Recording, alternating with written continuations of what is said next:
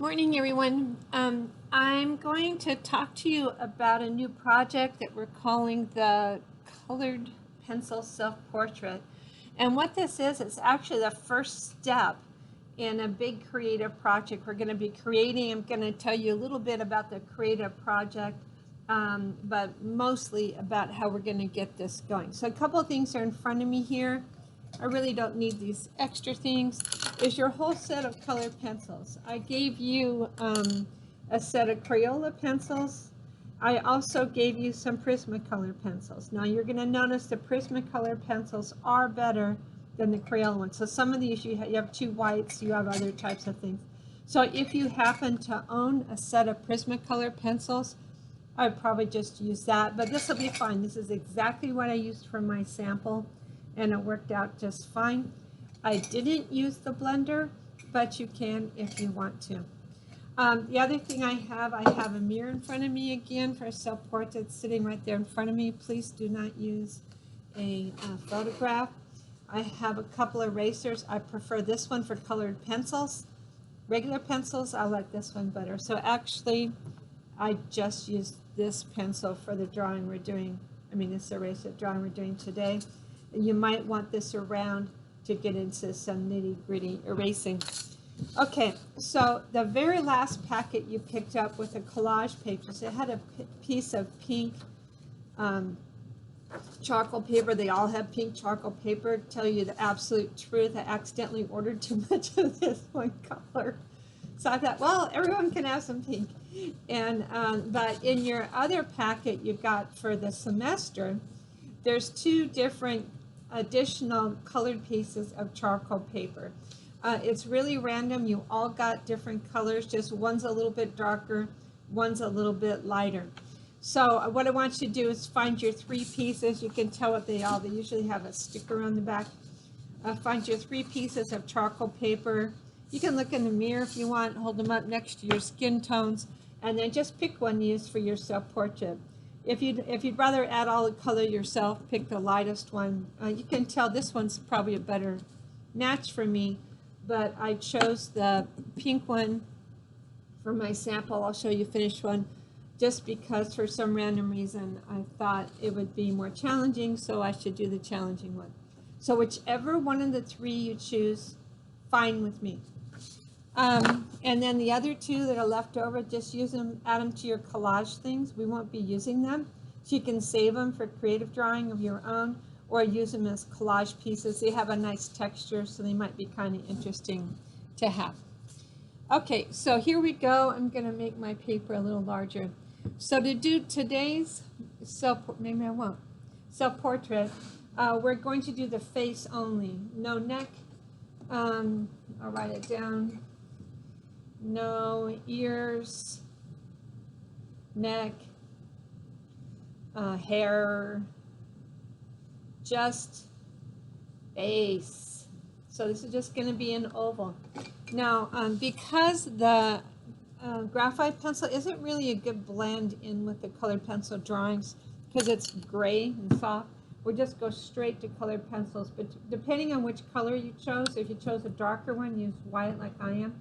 If you chose a light one, maybe use an orange or a yellow to get the drawing started, just something really light that you can hardly see.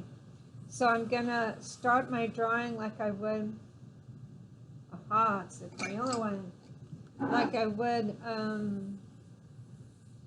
any portrait drawing with an oval. If you wanted to, you could get out those shapes I already gave you to help you start this, but your head's probably smaller than that.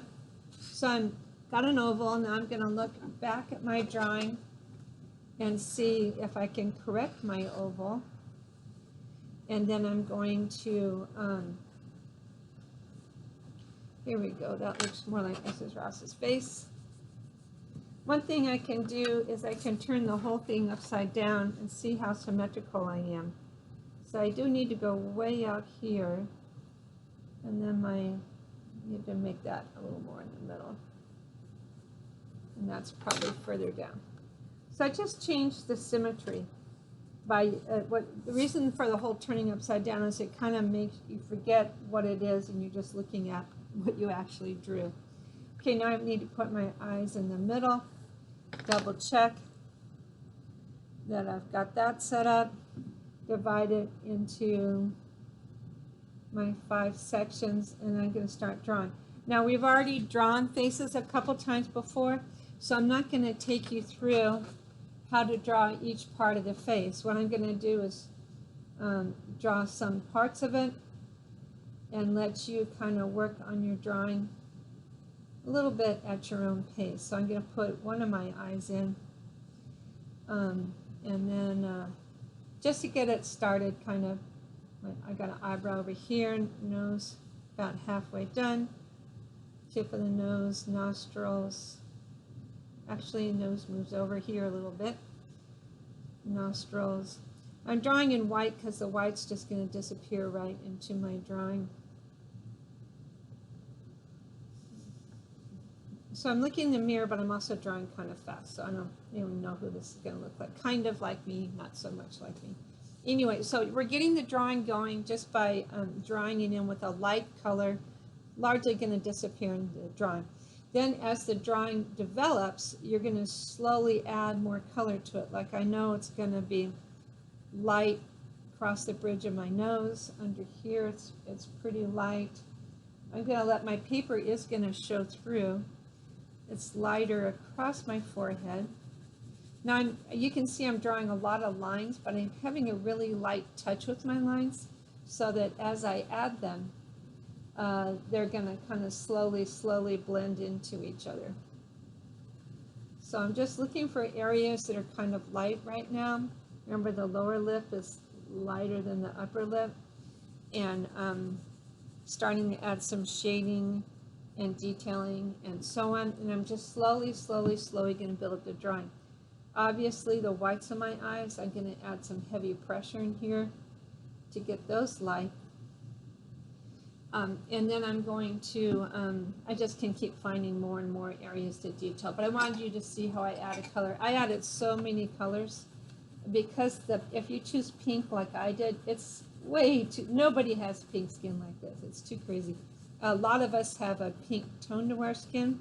I ended up adding quite a lot of yellow because, you know, yellow and red make orange, right? And our skin is much more orangey than it is a full-on yellow or a full-on red. So I added a lot of yellow as I was drawing. And I also want you to know I added a lot of other colors. It's the colors blending together that are going to make this look more realistic. So I'm adding I did add some browns. You know, we do our eyebrows kind of like this. I use brown for shading, and slowly building up the drawing. And then I use pretty much every color you can see. I'm going to pull out my sample drawing that's much more finished looking and show you. I just kept layering and layering. I spent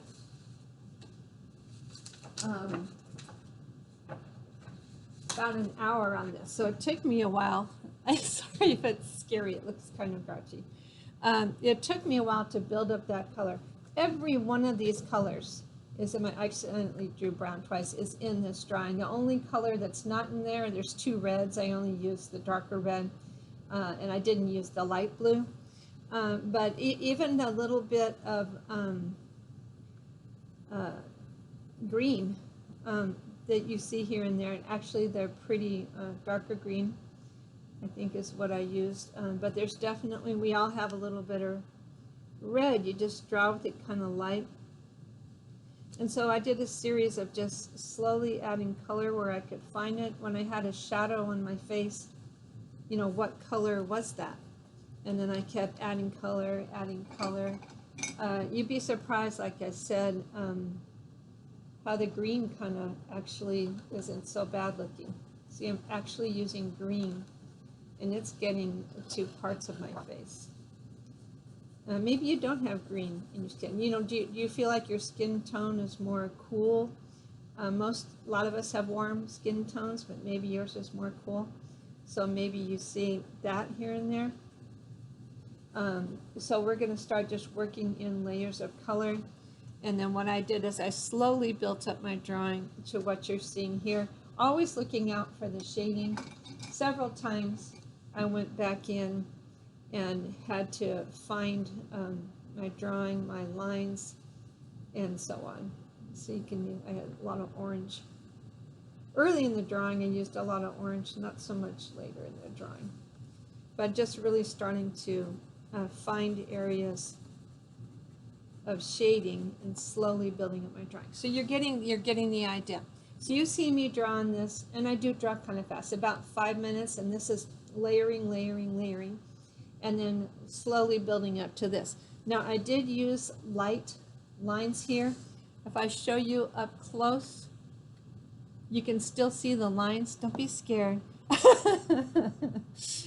You can still see the lines that I used to draw, but there's so many layers there that they've kind of disappeared because in a sense I've crosshatched each area a few times with the different colors. And then look at your shadows, look here and look there. It's only going to be a face. So today what I want you to do is you're going to start a new one. What's nice, you have all this paper. If you're not liking it, restart it. Only your face. We kind of want to end up with something that's a realistic color. Now this color I ended up with, even though I added a lot of color to it, it's still more pink. You know, this pink's pretty strong, more pink than my actual face.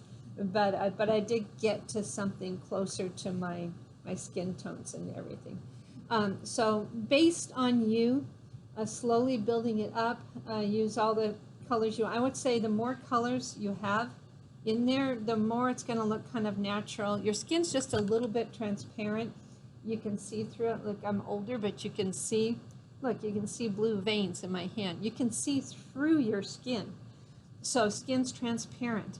So you want all these different colors because that's kind of how you look. You don't have skin that's like a Kleenex, you know, boom, it's all one color and that's my skin. You know, or whatever. Your skin is not only this color, it also has blues, you know, and some violets. Violet's a wonderful color for shading with, as is the indigo.